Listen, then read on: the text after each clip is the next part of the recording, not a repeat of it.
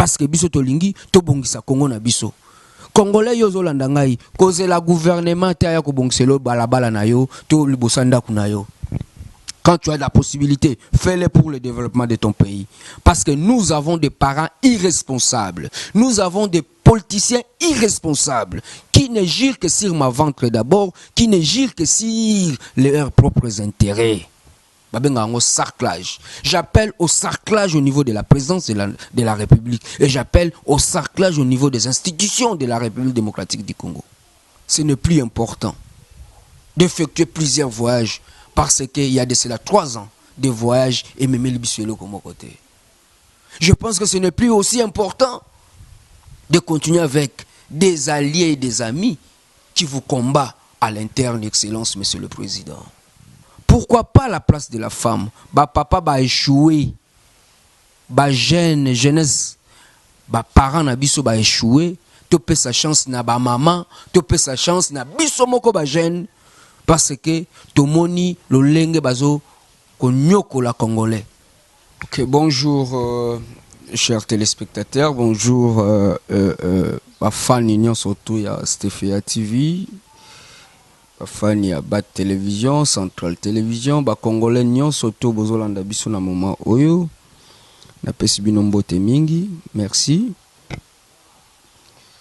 Je suis venu ici pour répondre à vos questions. Il y a eu 3 questions que vous m'avez envoyées. Entre autres, l'arrivée du roi belge en République démocratique du Congo et le pape qui est en route aussi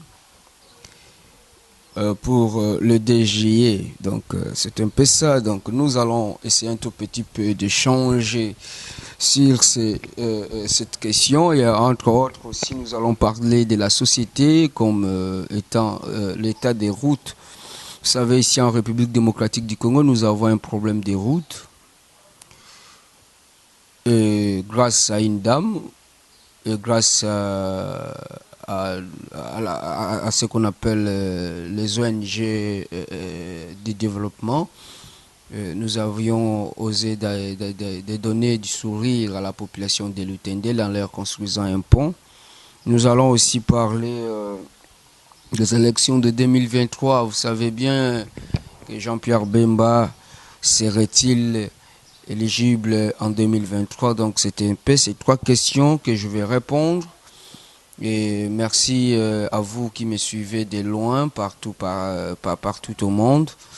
Moi, c'est votre frère, votre ami, votre camarade, Messense Kastefea Serge, l'ami de tout le monde, l'ami des opprimés, l'ami des orphelins, l'ami des veuves, l'ami de tout le monde, l'ami des Kadogo, des militaires. Donc, je vous aime beaucoup. Mesdames, Mesdemoiselles et Messieurs, Webi, Eza Sengo Mingi, Koyoka ete, Oba koloniza biso, Lelo Bazako Yako visiter Mboko Yangai, Mboko Yabiso. Sur le plan diplomatique, Totombele Boye Malamu. Boye biete Mboko Nabiso Congo. Ça fait 61 ans d'indépendance. Ah, Tozoko ça 62 ans. Depuis Tozo Lipanda. Belge Baspesa Biso Lipanda. Kasi. Batika ko gérer bisoté. Donc ils nous ont donné l'indépendance politique, mais ils nous ont pas donné l'indépendance économique ni sociale. Je crois vous conviendrez avec moi, les rois belges qui arrivent, mais la Belgique ne cesse de nous gérer et de nous contrôler à l'interne. L'indépendance, oui. 62 ans, c'est bon. Il arrive, nous allons l'accueillir avec applaudissements parce que c'est un roi. Mais en termes économiques et sociaux, la Belgique ne nous a pas libérés jusque-là, ni donné cette indépendance tant cherchée par Lumumba et nos ancêtres, Kimpavita, Kimbangu, Kasavubu, vous savez. Bon, Je dirais que ba Belge lelo saka baroyaka na mboka na biso eza malamu. Kasi toko senga ete lipanda yango ekota tina niveau économique. Pourquoi économique? Lelo tozomona ete ba mboka nyonso Belgique a colonisa ezalaka na ba problème. Yango ya moko pe na sepelaka na décision Rwanda zwaka ya kolongwa na kana ye ya kokende na kan ya banglophone. Yango moni un peu Belgique des pratiques Rwanda moke Rwanda kota na Britannic communities les autres hommes on Rwanda des se développer. Donc c'est un peu ça. Je n'ai pas assez de choses à dire pour l'arrivée du roi belge.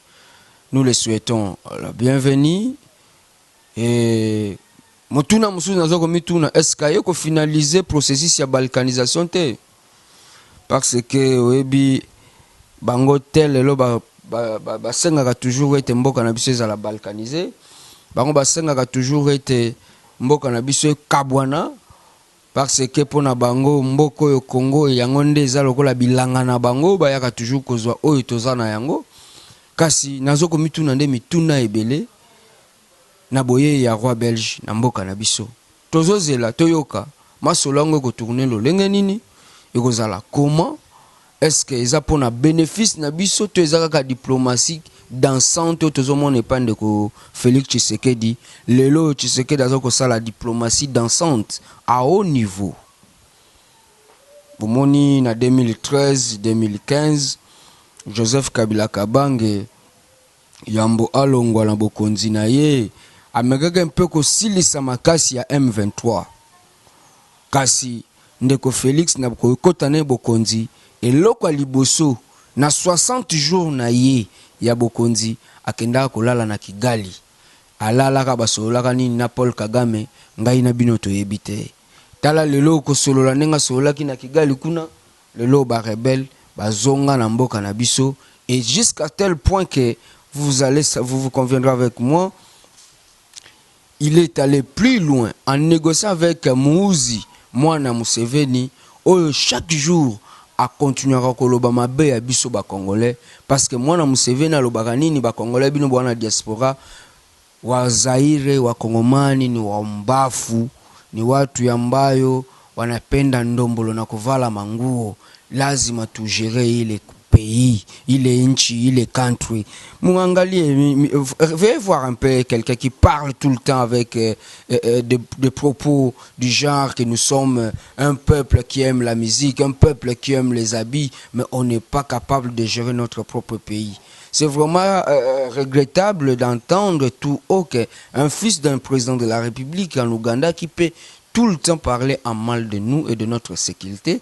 Et voilà, M. Félix Tshisekedi, c'est lui qu'il trouve bien de négocier pour coaliser notre armée. C'est ce que je dis. On commence à avoir peur, chers Congolais, chers compatriotes.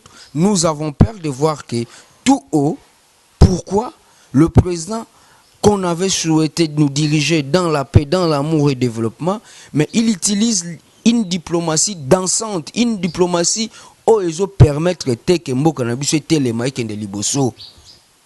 Yangonde tozobanga lisusu lelo ete toyoka ete tata roi belge azokoya parce que to éviter est-ce que zapon baya kotika Lino Lumumba pour Lino Lumumba loko les ozonga yango ya procédé ko ya po basola parce qu'il y a eu des rendez-vous ratés, des voyages ratés. Non, moi je pense il vient faire quoi pour apporter quoi en République démocratique du Congo.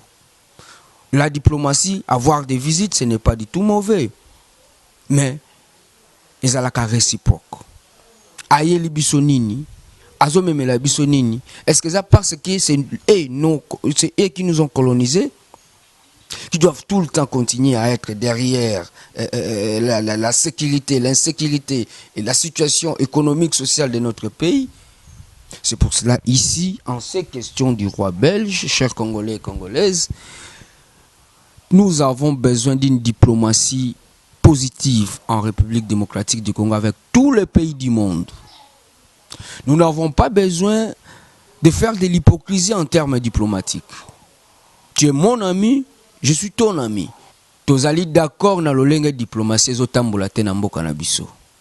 Parce que diplomatie, il y a actuel président, et comme on me la biso, bah problème au lieu me la biso, bah solution.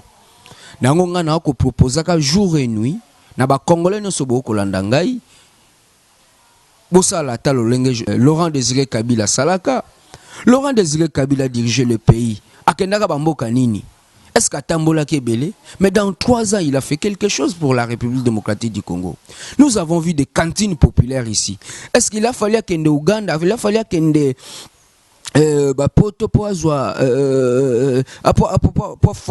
à renforcer le secteur alimentaire Nabiso? Moi, je pense que non. Aller plus loin dans le secteur défense. Musée, qu'est-ce qu'il avait fait? N'est-ce pas, Musée avait cherché à ce que les Congo, notre pays, ils allaient plus fort sur le plan armement. Nous avons eu à fabriquer nos armes ici en République démocratique du Congo, chers Congolais. Est-ce qu'on avait entendu d'aller en Belgique? Musée n'avait pas attendu d'aller, c'est pas moi, en France ou pour aller chercher des armes? Non. De nous-mêmes, comme dit toujours notre honorable Jeannette Kabila, nous devons nous organiser à l'interne. C'est ça d'abord le problème. L'organisation à l'interne, chers Congolais. Est-ce qu'on doit tout d'abord attendre que la Belgique nous apporte? Est-ce que jusqu'à ce jour, nous avons 62 ans? Moi, j'ai 62 ans, allez la terre. Moi, na soki papa a commis na 62 ans, a commencé la mona kande ba koko. Mais biso na mboko tilelo, tozo komona mbeko Félix, président na biso lelo, azongisi biso na sima makasi, na kozonga susu na kokenda kolelaka lelaka epa ya bato, alors que nous avons tout. Yango nde passe na motema, yango nde to kolelaka butu na moi. Merci beaucoup. Boye ba lisu souhaite Papa Zakoya. Papa Koya le 2 juillet. Eza malamu mingi koya mona pape mokonzi ya église catholique aya ko visiter mboka na biso eza honneur makasi.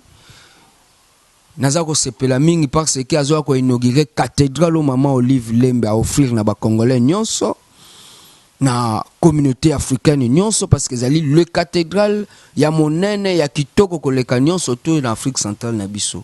Longonya na mama Olive Lembe Kabila na offre na cadeau o apesi biso na mboko parce que yango nde zo valoriser secteur touristique na biso en terme lelo ba misusu bakendaka Israël, ba misusu bakendaka en Égypte kuna kotala ba pyramide, lelo pe batu bako se déplacer pour baketa la cathédrale ya Goma. Merci na excellence maman Olive Lembe, l'ancienne première dame. Biloko a bongo nde tozana bezo to mona na ba politicien na biso ya mboko yo ba continuer ko sala pour le développement touristique économique ya mboka na biso. Kasi koya ya pape ngana ko senga na ba ebanso ba catholique ba chrétien tika ete papa ya sambela po ete pasi ya yo ezoko na Goma, pasi yo bandeko na nga ba mama na nga bazo souffrir na Goma butu moi.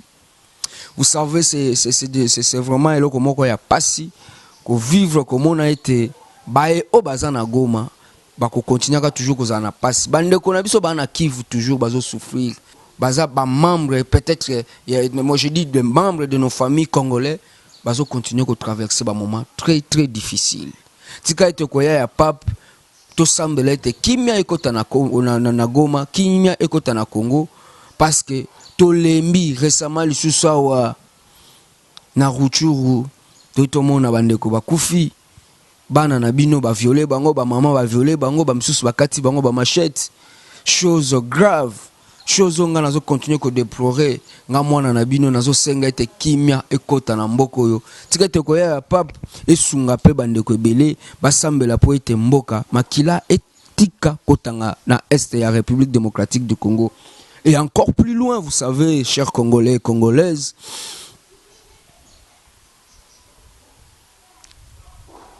élection ezakoya, élection yango ezakoya. Tata cardinal auti koloba yango.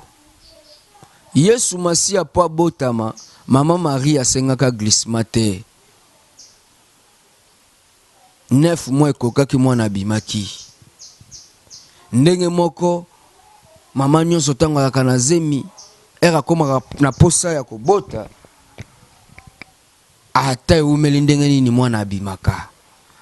2023 ezali lokola bandeko nanga ba Congolais ezali lokola mokolo oyo 9 mois ya zemi ya ndeko Félix Tshisekedi et Koki, c'est-à-dire faut que botaye kobimisaye parce que il y a ce qu'on appelle l'ingouvernance à haut sommet.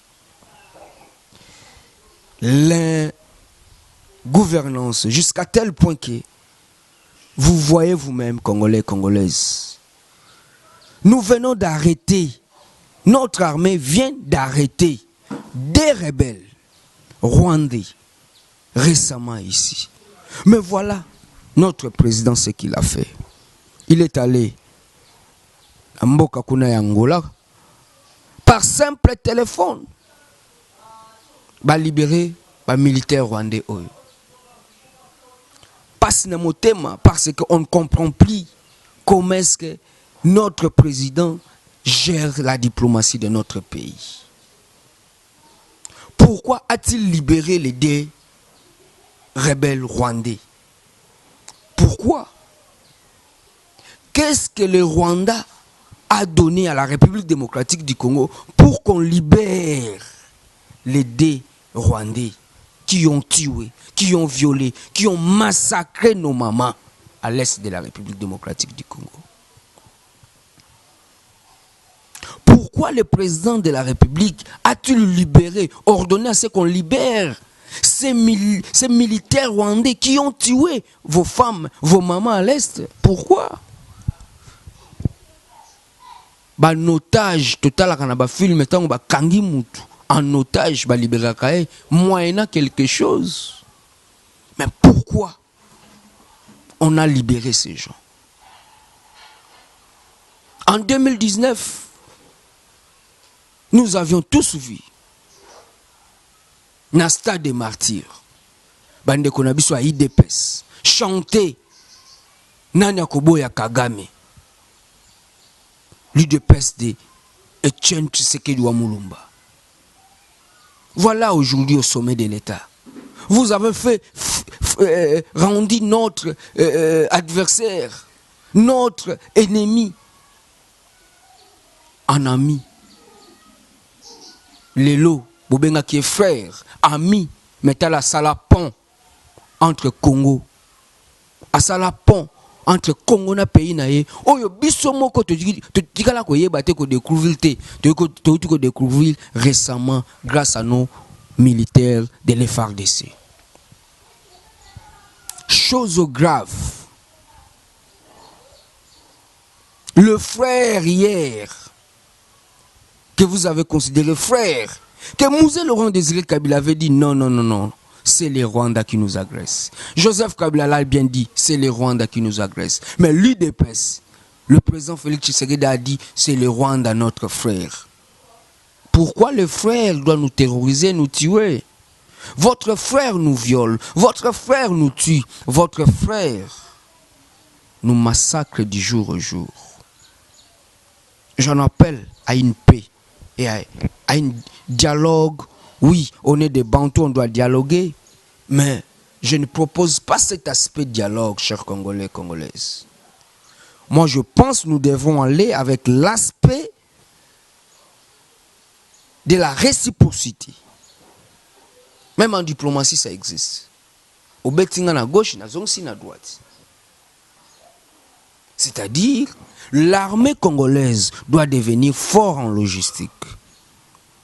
J'appelle ici au gouvernement actuel, au président de la République, de réfléchir en finançant. Babi misa budget mosolo bande konanga ba congolais. Mbongo ezali na mboka oyo. Oyo ko permettre te défense na biso ezala sco fort. Quand je parle de la défense, c'est-à-dire babakisa mosolo ya ebele na mboka na biso na secteur to bengi na défense. na recherche scientifique na ministère ya recherche scientifique pe babakisa mosolo ebele na ministère ya industrie. Pourquoi mosolo wana ekosala nini bandeko nanga ba congolais? Si on ajoutait de l'argent au ministère, donc ba augmenter budget ya ministère ya recherche scientifique na mboka na biso, boye ba été ba kozwa ba étudiant ya ISTA, ya Inikini, ya Inilu partout en République démocratique du Congo, ba kosangisa bango po basa la recherche po été ba bimise la biso missile oyo koko protéger mboka na biso. Je propose de financer le ministère de la recherche scientifique. Tous les étudiants, moi je félicite nos voyants étudiants parce que ils combattent dans des conditions passe mais de financer le ministère de la recherche scientifique pour permettre la recherche à Makassi pour quel type d'armes qui peut nous protéger en République démocratique du Congo et qu'est-ce qu'on doit faire pour que biso peut nous côté armement na bamboka mususu. Et puis ministère ya industrie et ça là ba industrie ya ba bombe, ya ba armes, ya ba munitions pour assurer la défense de notre pays. C'est possible, il n'y a pas grand chose. On peut toujours faire ça. Si nous avons la volonté, on peut toujours faire cela. La grande chose, c'est quoi? La meilleure des choses ici, c'est de trouver des solutions aux Congolais. C'est de trouver des solutions aux problèmes qui rongent la défense et la sécurité de notre pays. Et entre autres, parmi toutes ces solutions, c'est ce que je viens de citer ici. Tout ça, la industrie, il y a des armes. Tout ça, là, à ce que le ministère de la recherche scientifique, il y a des chinois, ça là. Bazwa mosolo ya ebele bacha na ministère ya esu na bango ya enseignement na bango et puis bacha mosolo ebele na recherche scientifique mosolo ebele na ministère ya industrie na économie yango moni Chine et mata et puis agriculture awa ba militaire ba ka ebunda mais kende kotala mosolo na bango 85 000 francs 42 dollars donc esengeli na gouvernement abakisa mosolo ya ebele na ministère de la défense pour ebakisa budget ya kofuta ba militaire. Et puis pour que suksa na mai o etali défense na biso na kosenga rupture totale entre la République démocratique du Congo et le Rwanda ainsi que l'Ouganda. Que M. Félix Tshisekedi stoppe de négocier avec les ennemis de la République démocratique du Congo. Parce que nous le savons tous, chers Congolais et Congolaises, le Rwanda, n'est pas notre ami. L'Ouganda non plus n'est pas notre ami. Alors pourquoi le président continue à négocier avec les fils de Museveni pour la sécurisation des Congolais? C'est ça la question qu'on se pose. Et on ne comprend plus pourquoi il insiste sur ça. Qu'est-ce qui est caché derrière des négociations qu'il fait pendant que des négociations n'aboutissent à rien? Nous voilà aujourd'hui le roi belge arrivé. Congolais, est-ce que ce n'est pas pour finaliser la balkanisation? Chose qu'on se pose comme question. Et je perds parce qu'en 2018, nous avions tous voté pour que le président Félix nous dirige, pour que le président Félix nous amène aux élections libres, démocratiques et transparentes en 2023. S'il sera réélu, que le Congo aussi se développe, que les Congolais trouvent la paix. Mais pourquoi nous continuons toujours à souffrir? Pourquoi continuerons toujours à traverser des moments durs? Et nous traversons des moments de promesses en promesses. Et aujourd'hui, même dans ce qui est défense, le président veut nous promettre. Pourquoi promettre jusqu'à ce niveau? On ne nous promet pas sur l'aspect de la défense, Excellence, Monsieur le Président. La défense, la sécurité, il n'y a pas de promesses là-dedans.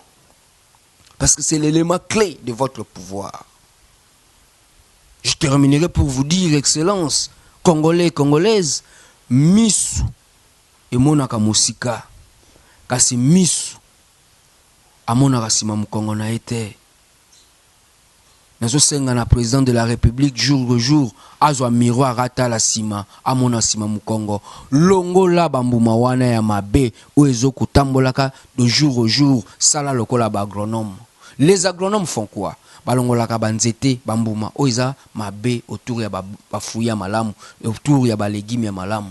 babenga sarclage. J'appelle au sarclage au niveau de la présidence de la République. Et j'appelle au sarclage au niveau des institutions de la République démocratique du Congo.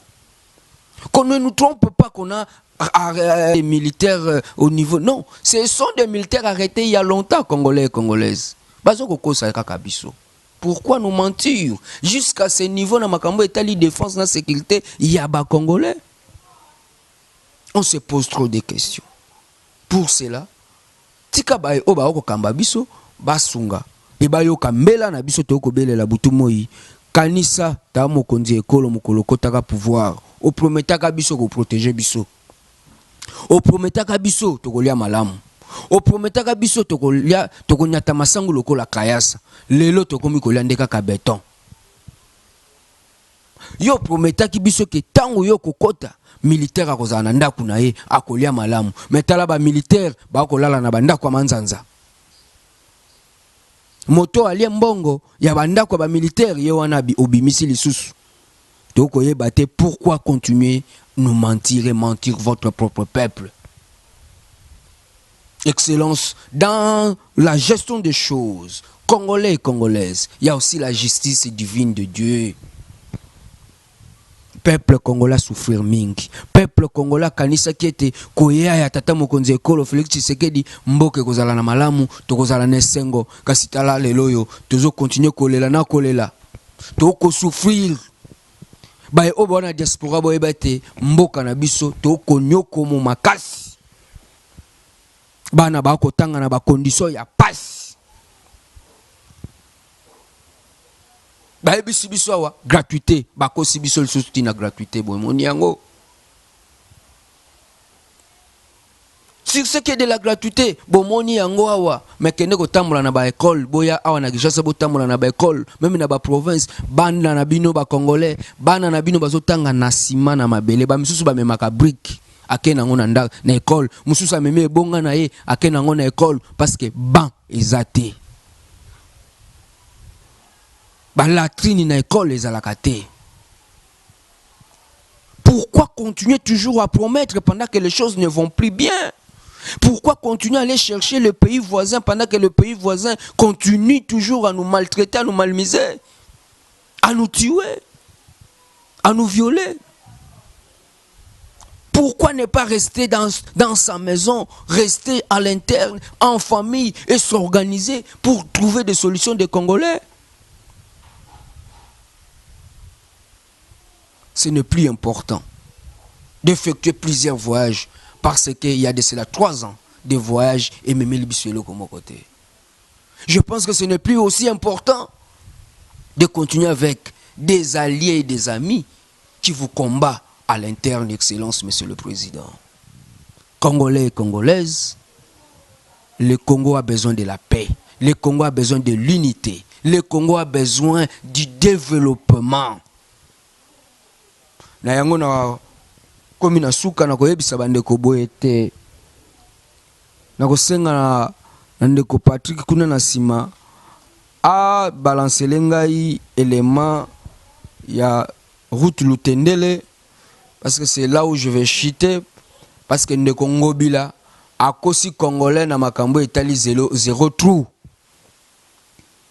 lobi ete 0 trou tokokunda mabulu tokokunda ba érosion tokokunda nini pe ba pesi mosolo kasake ko sala partie na ye wana bomona mbongo nyonso ya 0 trou asali nango sortie officielle ndeko Patrick Achela biso élément wana bomona lolenga nini na makasi oyo ya biso na mukio tozozwa nango ba congolais ba diaspora tozana yango ya mingi te kasi tokosala lokola ba Kenya basala ba ONG tokobongisa bamboka na biso biso moko lokola bango ba okokobongisa te biso tokosunga population na biso po babandeko na biso yango tokosalisa ba pont tokobongisa basika banzele za malamu te tokotonga esika esengi totonga na mokeo biso tozana nango bolanda musala biso tokosala na makasi na mokeo biso tozana nango eza soutien gouvernement te eza juste na makasi na biso na ba cotisation na biso. Merci beaucoup.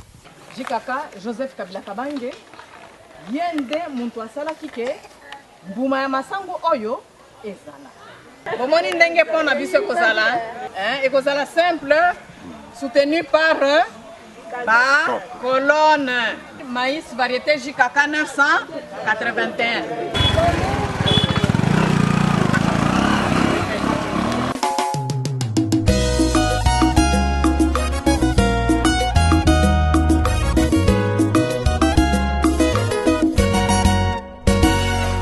Nga naza conducteur à moto tobulaka lutende lengo mingi diabaka mais totonde sengo mingi po tomoni mama Safi Kazadi na oyo azosalela biso port awa donc port ebando déranger biso tellement trop bando leka na difficulté makasi ndenge tomoni bazosala port donc ezane sengo tozane sengo biso ba motard surtout pour na biso eze sengo makasi bon bande kwa lutende le vraiment na osenga na bino to soutenir mama Safi Kazadi pour na oyazo sala ba œuvre oyazo sala pour na kotoyo eza vraiment félicité azo sunga biso ba monta pe azo sunga quartier na biso azo sala ki quartier ke liboso vraiment pour na mama Safi Kazadi vraiment balosako.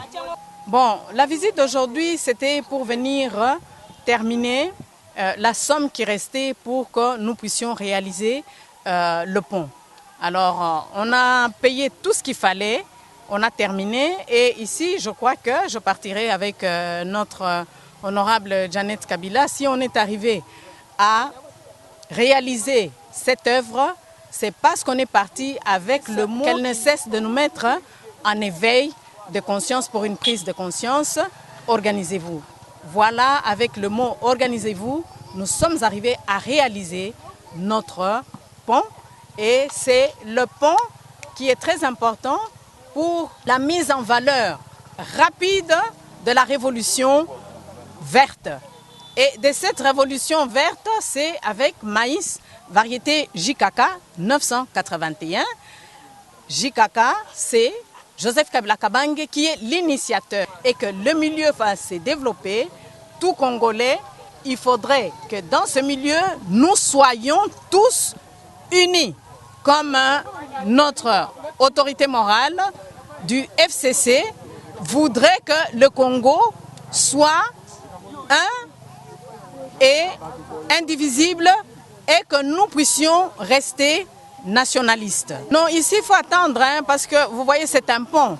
Un pont, il y a le temps à respecter, les 28 jours du séchage des colonnes, ça prend du temps, mais vous ne manquerez pas à l'inauguration, vous serez les bienvenus. À l'inauguration, c'est un peu cela.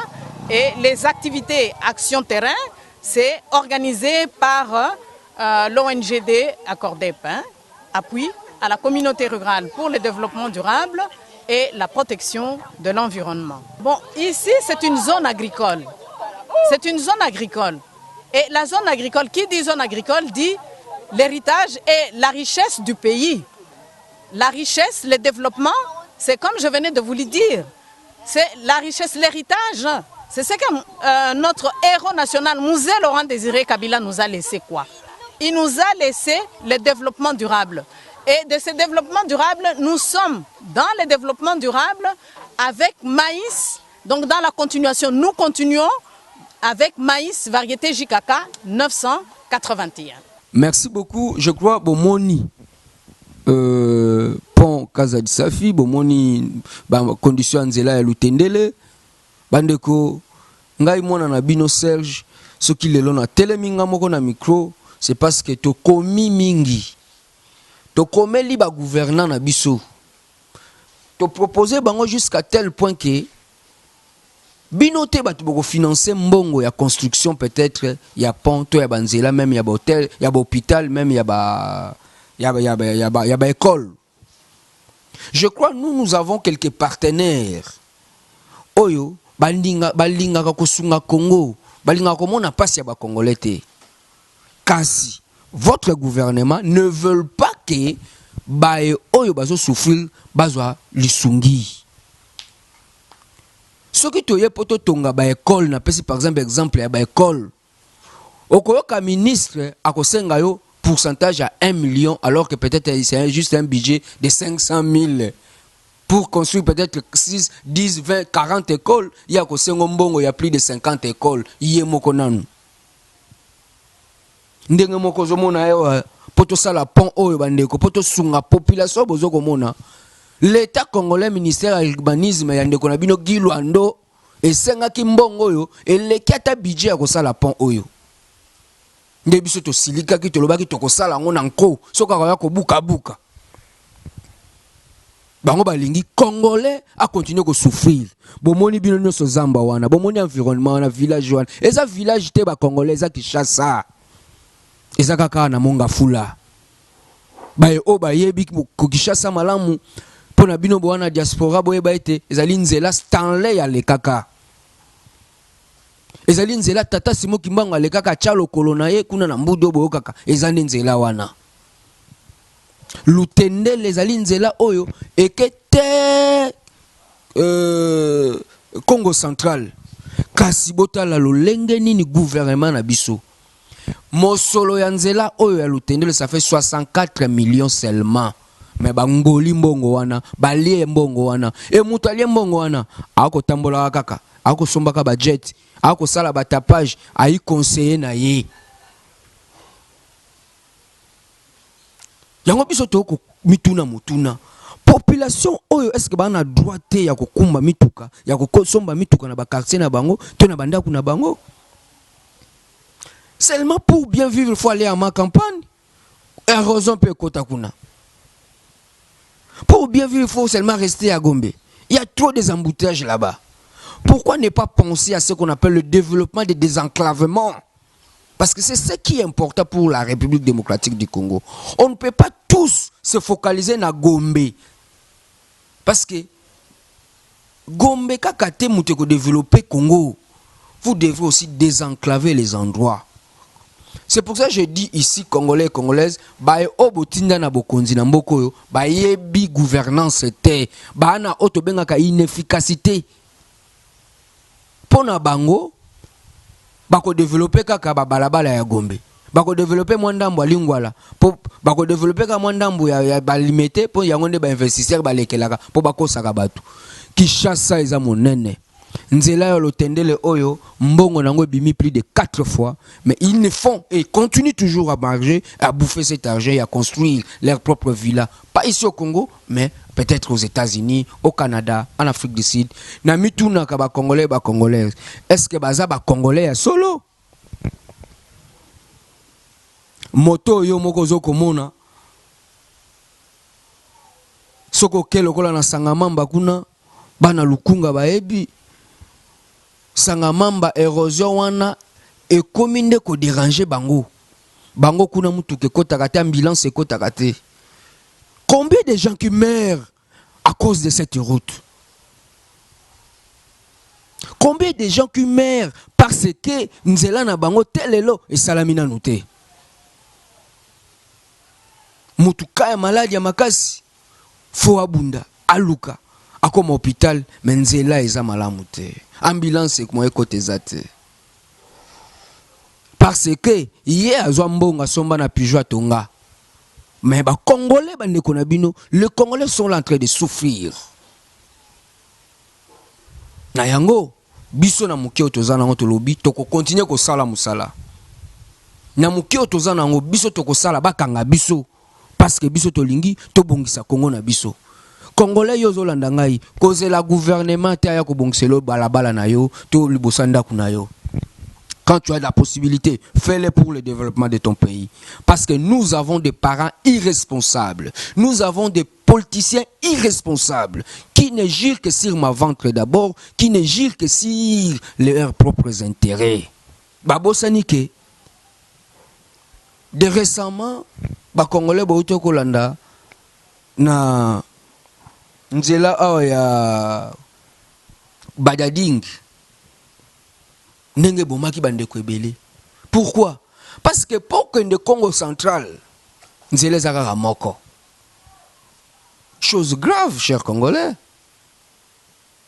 Alors que la route Lutendele est là pour désenclaver cela.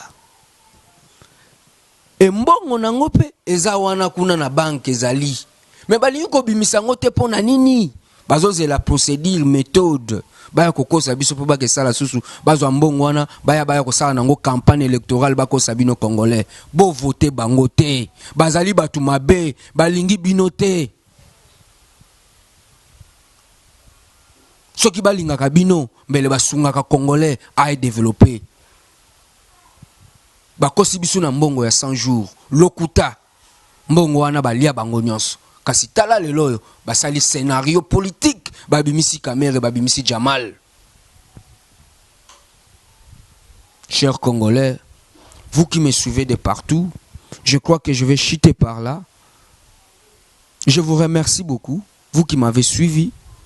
Partagez cette vidéo, continuez à aimer, à liker notre page. Partagez aussi cette information. Je vous aime beaucoup. Je suis votre frère. Et je crois qu'avec vous, nous allons développer la République démocratique du Congo. Avec vous, nous allons chasser l'ennemi de notre pays. Avec vous, comme disait Barack Obama, yes, you can. When I said yes, you can, I mean les jeunes, la jeunesse, vous êtes capables de changer la République démocratique du Congo. Jeunesse congolaise, réveillez-vous. N'attendez pas que ces politiciens qu'on a envoyés là-bas pour nous aider, mais aujourd'hui ne font que nous détruire à l'interne. Ils ne votent que leur propre loi. Ils ne votent que leur propre budget. Au lieu de voter le budget du développement communautaire, au lieu de voter le budget pour construire des hôpitaux, ils ne font que voter des budgets pour augmenter leurs émoluments. Ils ne nous aiment pas.